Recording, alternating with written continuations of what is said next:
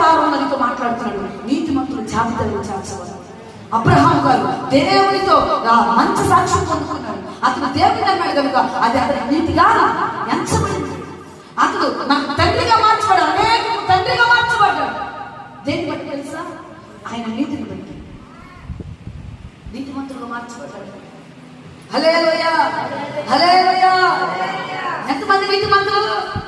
మొట్టమొదటి హేబేలు నీతిమంతుడు. దేవుని కోసం మొట్టమొదటిగా అర్పించి తన ప్రాణాన్ని అర్పించిన వాడు నీతిమంతుడుగా మార్చబడ్డాడు హేబేలు. రెండవది నోవాహు. ఏం జరిగింది? ఆ కాలంలో నోవాహు గురించి దేవుడు అంటాడు, నోవాహు ఈ కాలంలో ఈ తరం వరకు నువ్వే నీతిమంతుడు. నీ కుటుంబం గురించి అలా అనాలి నా ప్రభు. హల్లెలూయా. ఈ 2024లో ముగింపులో ప్రభు నీతో మాట్లాడును గాక. 2020